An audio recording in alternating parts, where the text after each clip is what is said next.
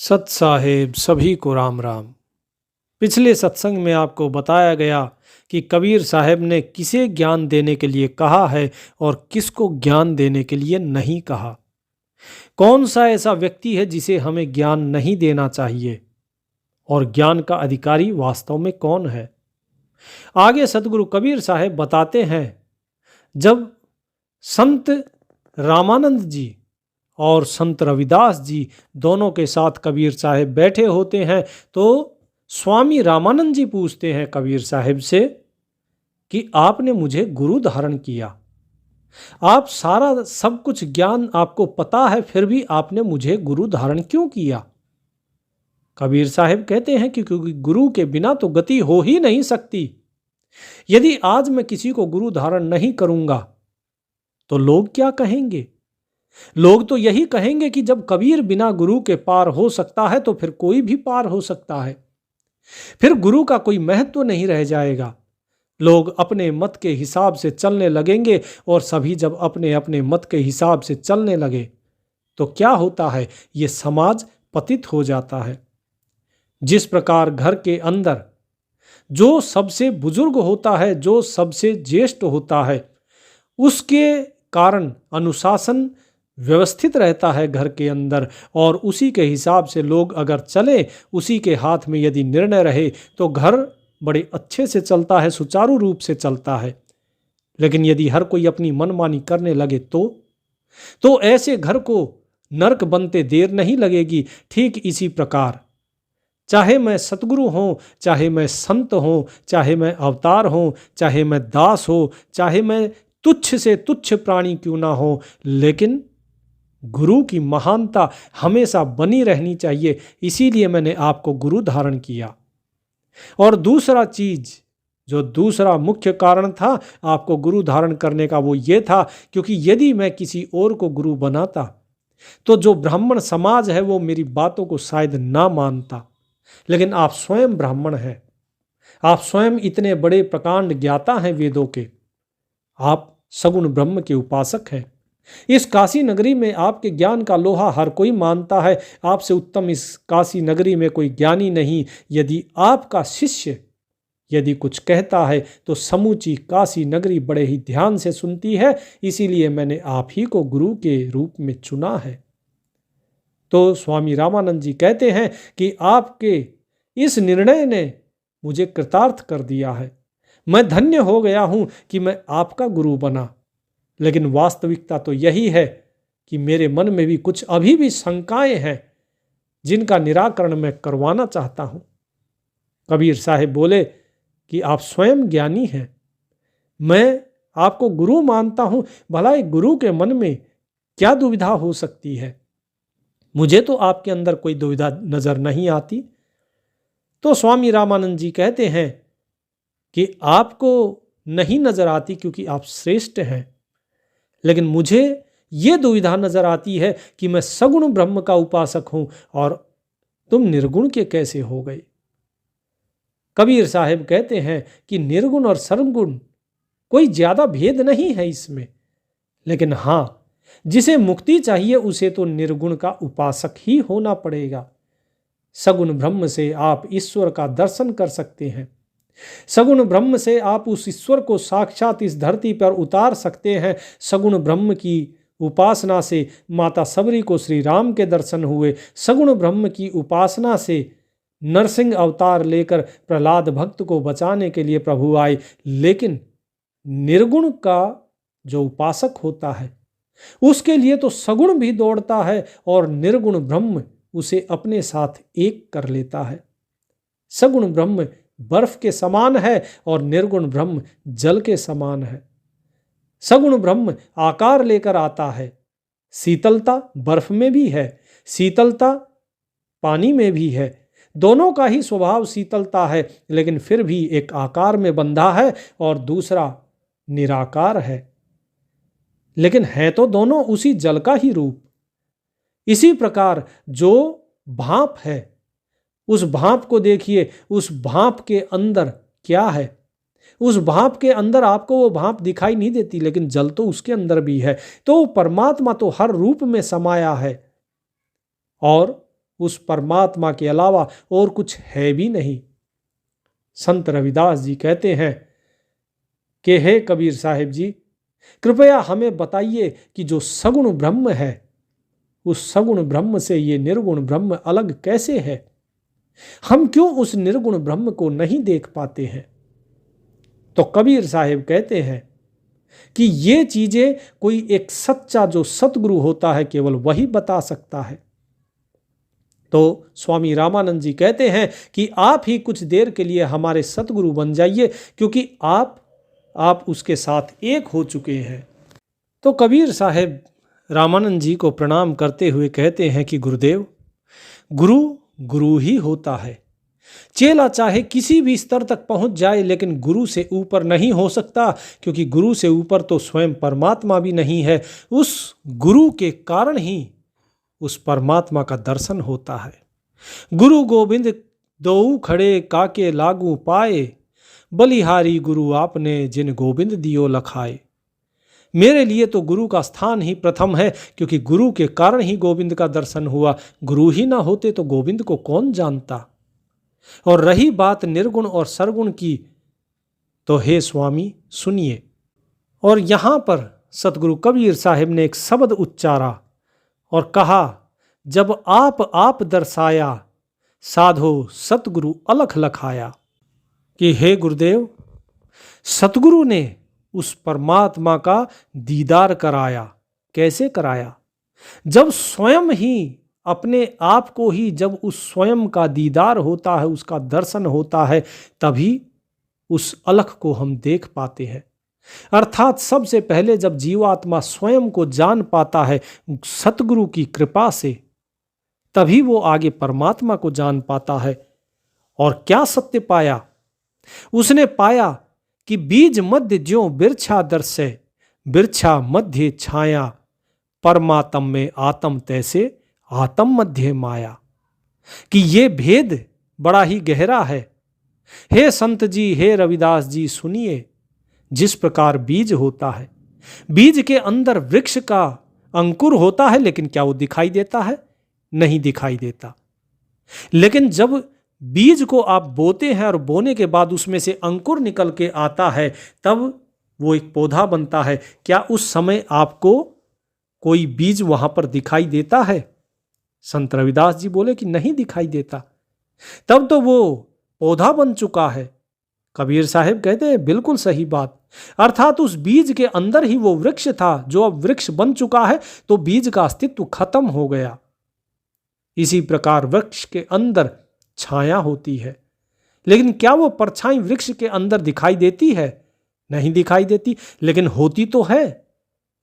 ठीक इसी प्रकार जो परमात्मा है, वो परमात्मा भी हमारे अंदर है, लेकिन वो दिखाई नहीं देता। और इसी प्रकार जो माया है, वो माया हमारे से ही उत्पन्न हुई है, हमारे अंदर ही वो माया छुपी हुई है। जैसे छाया वृक्ष के अंदर है, इसी प्रकार माया इस आत्मा के अंदर है। जिस प्रकार वृक्ष बीज के अंदर है, इसी तरह ये आत्मा उस परमात्मा में है। ये अलग नहीं है। जब आप पौधे को देखते हो, वृक्ष को देखते हो, तो आपको बीज नहीं दिखाई देता कहीं। इसी प्रकार जब आप आत्मा को देखते हो तो परमात्मा कहीं नहीं है। और ठीक इसी प्रकार वृक्ष और छाया दोनों एक साथ रहते हैं, आप इन्हें अलग नहीं कर सकते। इसी प्रकार जो माया है वो इस आत्मा के साथ रहती है, आप माया को आत्मा से अलग नहीं कर सकते हैं। तो स्वामी रामानंद जी पूछते हैं कि कबीर, आखिर ये भेद क्या है? एक तरफ तो ये कहा जाता है कि जब तक माया से दूर नहीं होंगे तब तक मुक्ति नहीं, और दूसरी तरफ तुम कह रहे हो कि ये माया और आत्मा कभी अलग हो ही नहीं सकते। तो कबीर साहब कहते हैं कि हे गुरुदेव, जिस प्रकार परछाई वृक्ष से ही जन्म लेती है, इसी प्रकार ये माया इस आत्मा से ही जन्म लेती है। ये जीव ही इस माया का पिता है, क्योंकि ये माया जीव से ही प्रकट हुई है। इस जीव के बिना इस माया का कोई अस्तित्व नहीं है, और जीव है तो ये माया भी है। और रही बात माया से मुक्त होने की, तो ये एक अलग भेद है। जो नभ मध्य शून्य देखिए शून्य अंड आकारा, नी अक्षर ते अक्षर तैसे अक्षर शर विस्तारा। हे गुरुदेव, आप इस सारी सृष्टि के अगर विस्तार को देखेंगे तो आप पाएंगे कि सबसे पहले जो ये आकाश है, ये नभ है, इसके अंदर मात्र शून्य है और कुछ भी नहीं। आप अगर ऊपर जाएंगे ढूंढेंगे तो इसमें आपको कुछ नहीं मिलेगा, केवल और केवल शून्य है। लेकिन ये आसमान आपको दिखाई देता है और इसी शून्य के अंदर सारे ये अंड पिंड सारे आकार बसे हुए हैं। ये इस शून्य के अंदर ही हैं, इसी शून्य से ही प्रकट हुए हैं। ठीक इसी प्रकार वो परमात्मा भी नी अक्षर है। वो नी अक्षर, उसी से अक्षर उत्पन्न हुआ और अक्षर से ईश्वर का विस्तार हुआ।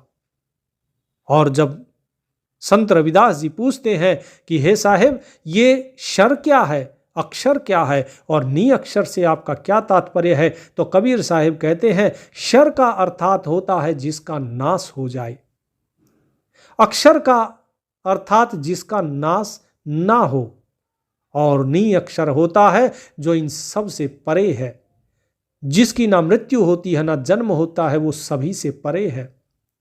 शर कौन सा है? शर है आपके अवतार जो शरीर धारण करके इस संसार में आते हैं और उन अवतारों का शरीर यहाँ नष्ट हो जाता है। तो शर है ये माया, और ये सभी माया की बनी हुई देह, सारे शरीर। अक्षर क्या है? अक्षर है वो सगुण ब्रह्म जिसके गुणों का अंत हो सकता है, लेकिन उसका कभी अंत नहीं होता। वो केवल जो गुण है वे गुण निर्गुण में बदल जाते हैं। वो निर्गुण हो जाता है सगुण से, लेकिन वास्तव में उसका विनाश कभी नहीं होता, वो हमेशा रहता है। और निह अक्षर वो है जो सगुण और निर्गुण इन दोनों से परे गुणातीत है, वो है निह अक्षर। तो स्वामी रामानंद जी प्रश्न करते हैं कि कबीर, फिर ये बताओ कि जो परमात्मा है उसके अंदर ये जीव या ब्रह्म जो आप कहते हो, या फिर आप जिसे आत्मा कहते हो, ये उसके अंदर किस प्रकार से व्याप्त है? कैसे पता लगता है कि ये आत्मा है और ये परमात्मा? कैसे पता लगता है कि आत्मा का कोई आकार है और परमात्मा का आकार उसके बाद शुरू होता है? क्योंकि यदि आत्मा और परमात्मा दोनों अलग अलग जैसे होते हैं तो हमें कोई भी चीज अगर अलग अलग है तो उसके आकार से हम पता लगाते हैं। उसकी एक सीमा होती है कि यहां पर एक चीज की सीमा समाप्त हुई तो दूसरी चीज की सीमा शुरू हो गई। जिस प्रकार इस ब्रह्मांड में अनंत अनंत गोले हैं, अनंत अनंत पिंड हैं, और इन पिंडों में अगर हम देखेंगे तो हर एक की एक सीमा है। तुम्हारे शरीर की अलग सीमा है, मेरे शरीर की अलग सीमा है, दोनों की सीमाएं हैं, तभी तो पता लगता है कि ये रामानंद यहां बैठा है और कबीर यहां बैठा है। अगर दोनों की सीमाएं ही ना हो तो कैसे पता लगेगा कि कबीर कौन है और रामानंद कौन है? तो कृपया समझाइए कि परमात्मा में हम किस प्रकार से जीव और ब्रह्म, इसका कैसे भेद कर सकते हैं? कबीर साहब बोले कि गुरुदेव, आपका जो प्रश्न है बड़ा ही गहरा और गूढ़ है, लेकिन इसको ध्यान से समझिए। जो रवि मध्य किरण देखिए किरण मध्य प्रकाशा, परमात्म में जीव ब्रह्म इमी जीव मध्य तिमि श्वासा। कि देखिए, जिस प्रकार सूर्य है, रवि का अर्थात सूर्य, जिस प्रकार सूर्य के अंदर किरणें होती हैं, क्या आप बता सकते हैं कि ये किरणें और सूर्य कहां से अलग अलग हुए? कहां पर सूर्य जो है किरण बन गया? तो रामानंद जी बोले कि इसका तो कुछ कह नहीं सकते, कि क्योंकि सारा सब कुछ जो प्रकाश है वो सूर्य का ही तो है। कबीर साहब बोले कि ठीक इसी प्रकार इस सूर्य की एक एक किरण के अंदर प्रकाश है और ये सारा प्रकाश उसी सूर्य का ही है, और आप कहीं भी ये नहीं कह सकते कि ये किरण सूर्य से अलग है। आप कहीं से भी ये नहीं बता सकते कि ये जो प्रकाश है ये किरण का है कि सूर्य का है, क्योंकि सब कुछ एक ही है, केवल उपाधि का फर्क है। ठीक इसी प्रकार उस परमात्म में ये जीव है, ये जो ब्रह्म है ये उसी परमात्मा के अंदर ही है, उससे अलग नहीं है। और जीव के अंदर जो ये श्वास है, ये श्वास भी इस जीव के अंदर ही है। जो आती जाती सांसें जो चल रही हैं, जिसमें बार बार मैं कहता हूं सुमिरन करो, सुमिरन करो, श्वास श्वास में सुमिरन करो। ये श्वास श्वास जो सिमरन के लिए कहा जाता है, ये श्वासें उसी जीव के अंदर ही है। और वो जीव इस ब्रह्म के अंदर है और ये ब्रह्म उस परमात्मा के अंदर है। इसमें कोई भेद है ही नहीं। ये सब का सब मात्र उपाधि का खेल है। तो श्वास, अब इस श्वास का क्या संबंध है? संत रविदास जी पूछते हैं कि हे कबीर साहेब, क्या संबंध है इस श्वास का इस ब्रह्म के साथ? तो कबीर साहेब कहते हैं, श्वासा मध्य शब्द देखिए, अर्थ शब्द के माही, ब्रह्म ते जीव, जीव ते मनियो, न्यारा मिला सदा ही। कि हे संत रविदास जी, इस अकूट ज्ञान को, इस अगाध ज्ञान को समझिए कि जो आपकी श्वासें हैं, इन श्वासों के द्वारा ही शब्द उत्पन्न होता है। ये सारे ब्रह्मांड की रचना ही शब्द से हुई है। उसी ब्रह्मांड से ही हम पैदा हुए और हमारे अंदर से फिर से वही शब्द ही उत्पन्न हो जाता है।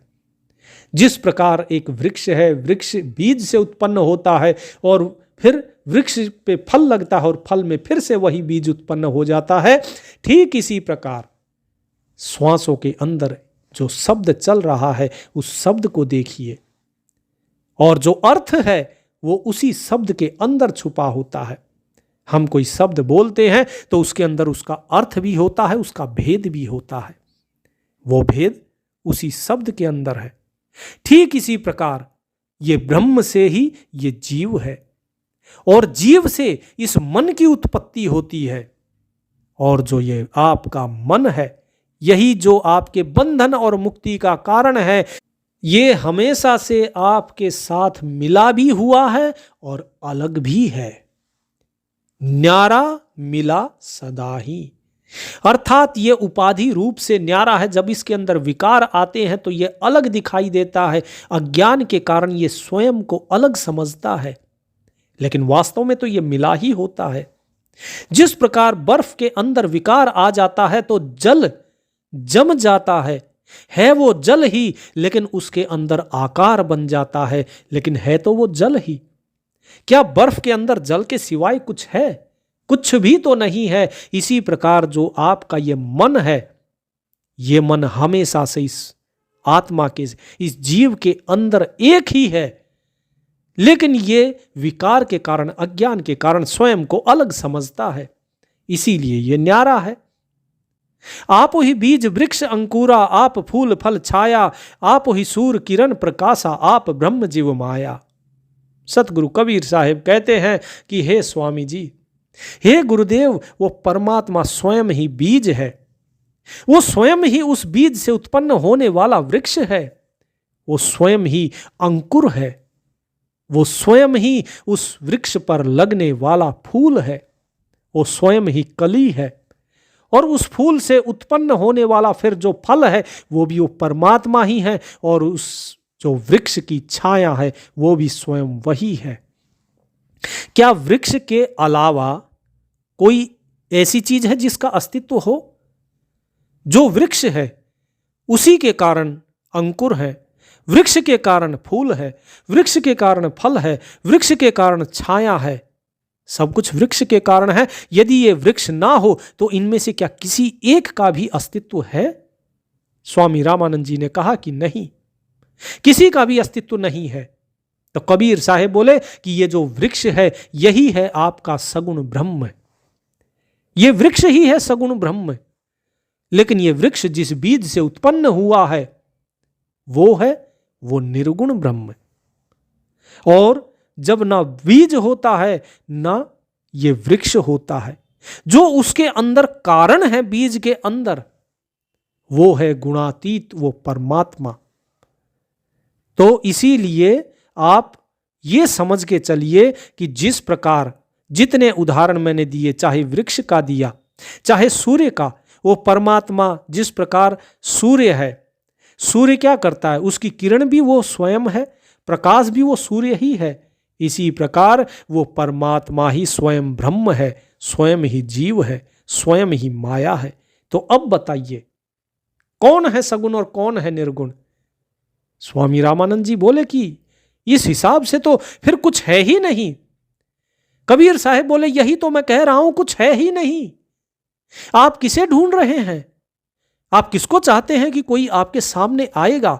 जो भी आपके सामने आएगा वो सगुण होकर आएगा, वो यहां पर शर रूप में आएगा, वो अक्षर नहीं होगा। और शर वही है जो नाम और रूप धर कर आता है, क्योंकि इस संसार में जो भी दिखाई दे रहा है आपको, उसका या तो नाम है और रूप है। नाम है उसी का जिसका रूप है। नाम रूप को त्यागने से ही निर्गुण होता है और नाम रूप को धारण करके ही सगुण होते हैं। अक्षर और शर में यही फर्क है कि नाम और रूप नासवान है। इसीलिए यहाँ से जो भी जाता है, जो भी यहाँ पे नाम रूप धरता है, यहाँ से जब जाता है उसका नाम रूप सब मिट जाता है। तो यहाँ पर जो भी आपको दर्शन देने आएगा वो केवल और केवल शर होगा, वो अक्षर भी नहीं होगा। और जो वो परमात्मा है वो तो नी अक्षर है। अंडाकार शून्य नभ आपय श्वास शब्द अर्थाया, नहीं अक्षर अक्षर शर आपय मन जीव ब्रह्म समाया। साहिब कहते हैं, हे गुरुदेव, जो अंडाकार शून्य है, अंडाकार क्या है? अंडाकार है ये पृथ्वी। ये पृथ्वी अर्थात जितने भी ये अंड पिंड जो घूम रहे हैं इस नभ में, इस आकाश में, इस ब्रह्मांड में, और भी जितने भी आकार हैं, ये सब कुछ वो शून्य ही है। और जिस प्रकार जो अर्थ है, अर्थ शब्द के अंदर है और शब्द श्वासों के अंदर है, और ये श्वास इस नभ के अंदर है। ठीक इसी प्रकार वो परमात्मा जो नी अक्षर है, उसी के अंदर ये अक्षर रूपी कला है और उसी के अंदर शर है। वो नी अक्षर ही स्वयं अक्षर बनता है और अक्षर से शर होता है, और उसके बाद शर से वो हो जाता है मन, जीव और ब्रह्म। ये जो मन है ये जीव के अंदर समाता है और जीव ब्रह्म में समा जाता है, और इस प्रकार होती है मुक्ति। बंधन के लिए पहले जिस प्रकार विस्तार बताया वो बंधन का कारण था, और अब विस्तार जब वापस विलोपन की तरफ चलता है तो होती है मुक्ति। और मुक्ति के लिए पहली शर्त क्या है? पहली शर्त है जो मन है, जो स्वयं को अलग समझ रहा था, न्यारा समझ रहा था, वो जब जीव के साथ एक हो जाता है, मिल जाता है, तो मन की मुक्ति हो जाती है। और जैसे ही मन जीव के साथ एक हो जाता है, ये जीव ब्रह्म के साथ एक हो जाता है, उसी के अंदर समा जाता है। फिर ना जीव रहता, ना ब्रह्म रहता, ना मन रहता, बस जो है वो ही रहता है। वही नी अक्षर गुणातीत परमपिता परमात्मा केवल वही रहता है। वही जिसे राम कहते हैं, वही जिसे लोग पूर्ण ब्रह्म कहते हैं, वही जिसे लोग गुणातीत कहते हैं, मायातीत कहते हैं। तो स्वामी रामानंद जी और संत रविदास जी पूछते हैं कबीर साहिब से कि आपने एक एक करके निर्गुण, सगुण, गुणातीत सभी का भेद खोला। आपने एक एक करके बताया कि किस प्रकार से आत्मा, परमात्मा, इन सभी के बीच जो मन है, जीव है, इन सभी के बीच क्या संबंध है। किस प्रकार से एक एक उदाहरण देकर आपने समझाया कि वास्तव में ये अलग नहीं है, और ये अलग किस भाव के कारण दिखते हैं, वो सारी चीज़ें आपने बताई। अब ये बताइए कि उस आत्मा या उस परमात्मा का दर्शन कैसे हो, किस प्रकार से हम जानेंगे उसे। कबीर साहिब ने कहा कि हम जानेंगे। ये आपको किसने कह दिया गुरुदेव कि हम जानेंगे?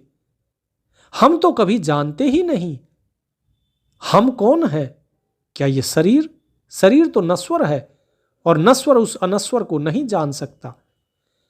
कोई भी व्यक्ति मन, बुद्धि, इंद्रिय, इससे उस परमात्मा को नहीं जान सकता। स्वामी जी कहते हैं रामानंद जी कि ये तो मुझे पता है कि हम उसे मन, बुद्धि और इंद्रिय से नहीं जान सकते। कबीर साहब बोले तो फिर इसमें हम शब्द कहाँ से आ गया? हम कैसे जानेंगे? जानने वाला तो वही है और जनाने वाला भी वही है। और जो कबीर साहब ने कहा, यही संत तुलसीदास जी ने रामचरितमानस में लिखा है, सोई जानई जेहू देहि जनाई, जानहि तुम ही होई जाहि। कि केवल वही तुम्हें जान सकता है मेरे मालिक जिसे तुम जनाना चाहो, और जो तुम्हें जान जाता है फिर वो जानने वाला नहीं रहता, वो फिर तुम्हारा ही रूप हो जाता है। और यही चीज कबीर साहब कहते हैं कि आत्म में परमात्म दर्शे, परमात्म में झाई, झाई में परछाई दर्शे, लखे कबीरा साई। कि हे स्वामी जी, हे संत रविदास जी, हे संतो सुनो, ये जो आत्मा है, पहले इस आत्मा को जानो। इस आत्मा के अंदर ही वो परमात्मा है। ये आत्मा ही शुद्ध रूप से परमात्मा का ही एक अंश है, उसी का अंग है। आपके अंदर जो आत्मा है, मेरे अंदर जो आत्मा है, या जो संत रविदास जी के अंदर जो आत्मा है, क्या ये अलग अलग है? नहीं, ये उसी परमात्मा का अंग ही है। जिस प्रकार से हमारी उंगलियां दिखाई तो देती हैं, पांचों उंगलियां अलग अलग, लेकिन वास्तव में ये सभी अंग हैं हमारे शरीर का। क्या हमारे शरीर के बिना इसका कोई अस्तित्व है? क्या हमारे शरीर का एक एक अंग अगर हम अलग कर देंगे तो क्या हम कहीं बचेंगे? नहीं, वास्तव में ये सब कुछ मिलाकर ही हम हैं। इसी प्रकार वो परमात्मा, वो अक्षय पुरुष, वो एक वृक्ष है। अक्षय पुरुष एक पेड़ है, निरंजन वा की डार, त्रिदेवा शाखा भये, पात भया संसार। ये पत्ते, ये संसार है। ये जो शाखाएं हैं, ये तीनों देवी देवता, और जितने छोटी छोटी शाखाएं हैं, ये छोटे छोटे देवी देवता हैं। और जो निरंजन है, ये वही जो आपका सगुण ब्रह्म है, वो है। तो ये जो परम पिता परमात्मा है, वास्तव में वही ये सारा का सारा वृक्ष है। इसे एक जैसा देखो, इसको अलग अलग देखना अज्ञानता है, और जो इसे पूरा देखता है केवल वही ज्ञानी है। तो साहिब कहते हैं कि ये जो आत्मा है, इस आत्मा को अच्छे प्रकार से जब आप देखोगे, श्वास श्वास में सुमरन करके जब आप आत्मा तक पहुंचोगे और आत्मा का दर्शन करोगे, तो आप जान पाओगे कि वास्तव में परमात्मा इसी के अंदर है। इसमें और परमात्मा में कोई फर्क नहीं है। इस परमात्मा के अंदर ही वो दिखाई देगा आपको जो कि आप बाहर देख रहे हो। अर्थात ये संसार, ये सारा संसार उस परमात्मा में ही समाया हुआ है। इस परमात्मा के अंदर समाये हुए इस संसार की जो परछाई है, वो परछाई हमें दिखाई देती है। अर्थात कहने का कबीर साहब का मतलब ये है कि जो परछाई है वो संसार की है। संसार इस परमात्मा में समाया हुआ है, और वो परमात्मा आत्म रूप से हम सभी के अंदर बैठा हुआ है, और इसके अलावा कुछ भी नहीं है। लेकिन उसे ये कबीर उस साईं को, उस मालिक को देख रहा है, लेकिन किसके माध्यम से? इस आत्मा के माध्यम से। ये आत्मा को देखता है तो उस परमात्मा का दीदार होता है। जब तक मैं स्वयं सोचता हूं कि ये आत्मा मैं हूं और परमात्मा कोई और है, तब तक मुझे परमात्मा नहीं मिलता है। जब मैं था तब हरि नहीं, अब हरि है मैं नाही। कि जब तक ये आत्मा और परमात्मा को मैं अलग अलग देखता हूं, तब तक मैंने आत्मा को पाया लेकिन परमात्मा को नहीं पाया। लेकिन जैसे ही परमात्मा के साथ एक हुआ, फिर ये आत्मा नहीं है, फिर केवल परमात्मा ही है। कहने का अर्थ ये है कि दोनों एक ही हैं। इसको अब आप कुछ भी नाम दे लीजिए। और ये कबीर तो उस मालिक को इसी रूप में देखता है, आत्मा के रूप में ही देखता है। तो संत रविदास जी पूछते हैं, फिर ऐसा क्या है साहेब, बताइए फिर ऐसा क्या है कि हम लोग इस आत्मा और परमात्मा को अलग अलग क्यों नहीं देख पाते? क्यों जीव इसको अलग देखता है? क्यों एक सगुण ब्रह्म उपासक उस ब्रह्म को अलग और इस जीव को अलग जानता है? कबीर साहेब बोले, आत्म परमात्म एक है नूर जहूर, बीच में झाई कर्म की ताते लागे दूर। कि वो आत्मा और ये परमात्मा, ये दोनों अलग नहीं है, ये दोनों एक ही है। लेकिन बीच में कर्म का पर्दा पड़ा हुआ है, हम स्वयं को कर्ता माने हुए हैं। हमने अज्ञान के कारण जो हमारा मन है वो अपने आप को अलग समझ रहा है अज्ञान के कारण। आत्मा कभी अज्ञानी नहीं होता, अज्ञानी होता है मन। अज्ञानी होती है हमारी बुद्धि, अज्ञानी होती है हमारी इंद्रियां, जो कि जीव से उत्पन्न होती है। अज्ञान रूप है ये माया, भ्रम रूप है ये माया। इसीलिए ये मन अज्ञानी होता है और ये मन ही आत्मा और परमात्मा को अलग अलग देखता है, क्योंकि ये मन स्वयं को कर्ता मान बैठता है। और जैसे ही इसे ये भास होता है, ज्ञान होता है कि वास्तव में ये मन करता है ही नहीं, ये मन करता नहीं है, करता तो कोई और है, फिर ये उसे ढूंढता है और फिर ये अपनी आत्मा में जाता है, उसके साथ एक हो जाता है और फिर आत्मा परमात्मा में लीन हो जाती है और तब परम तत्व तक हम पहुंच जाते हैं। और तब जिस प्रकार मैं उसे देखता हूं वैसे ही आप भी उसे देख पाएंगे। तो स्वामी रामानंद जी पूछते हैं, तो क्या मैं जो सगुण ब्रह्म का उपासक हूं, क्या ये सगुण ब्रह्म की आराधना, सगुण ब्रह्म की पूजा पाठ, क्या ये व्यर्थ है? कबीर साहब ने कहा कि सगुण हो या निर्गुण इससे फर्क नहीं पड़ता, है तो वो परमात्मा ही, है तो वो एक ईश्वर ही। पूजा पाठ से कोई फर्क नहीं पड़ता, फर्क पड़ता है केवल मुक्ति का। यदि मुक्ति पानी है तो नाम और रूप को त्यागना होगा, गुणों को त्यागना होगा। गुणातीत के साथ एक होना है तो अपने सभी गुण अवगुण सभी को त्यागना तो पड़ेगा ही। अन्यथा अगर आपको उसके साथ एक नहीं होना, केवल भक्ति करनी है, तो चाहे निर्गुण की कीजिए चाहे सगुण की। वही सगुण ब्रह्म कभी नरसिंह रूप में आता है, कभी राम रूप में, कभी कृष्ण रूप में। वही अक्षर शर होकर आता है, लेकिन है तो ये सब कुछ उस नी अक्षर का ही। क्या ये उस नी अक्षर से बाहर है? नहीं। लेकिन जिस प्रकार से मूल में, जड़ में पानी डाले बिना अगर आप बाहर के तने को, पत्तों को अगर इनको सींचते रहोगे तो उससे वृक्ष हरा भरा नहीं रह सकता। इसी प्रकार जब तक व्यक्ति निर्गुण से परे गुणातीत उस ब्रह्म को नहीं जान लेता, तब तक वो सुखी नहीं रह सकता, तब तक वो प्रसन्न नहीं रह सकता, तब तक वो मुक्त नहीं रह सकता, वो बंधन में ही रहेगा। क्योंकि अगर वो निर्गुण को भज रहा है तो वो निर्गुण हो चुका, वो इनसे अलग हो चुका। लेकिन यदि वो सगुण में भज रहा है तो वो गुणों के बंधन में है।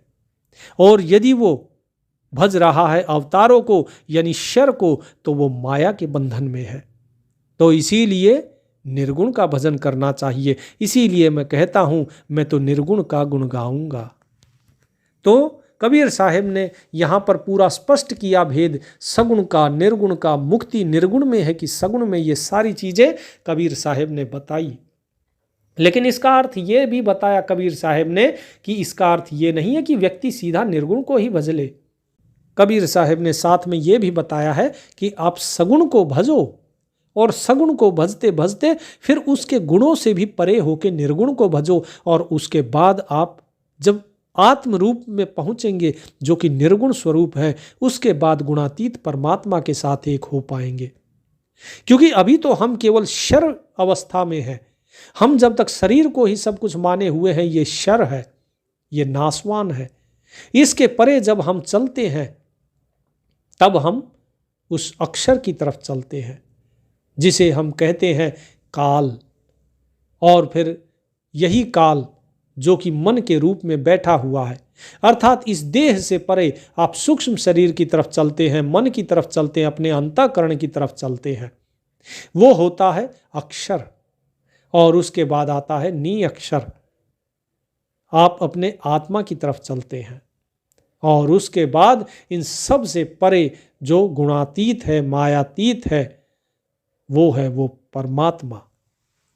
तो इसी प्रकार ही भक्ति का मार्ग प्रशस्त होता है और इसी प्रकार आपको भी सुमिरन साधना करनी चाहिए। कबीर साहब ने यहाँ पर भेद बताया है श्वासों का। इन्हीं श्वास श्वास में आपको नाम सुमिरन करना चाहिए, क्योंकि इन श्वासों के अंदर ही वो शब्द है जिस शब्द को आप ढूंढ रहे हो, और उस शब्द का अर्थ भी इन्हीं श्वासों में ही है। परमात्मा आप सभी का कल्याण करे। सत साहिब।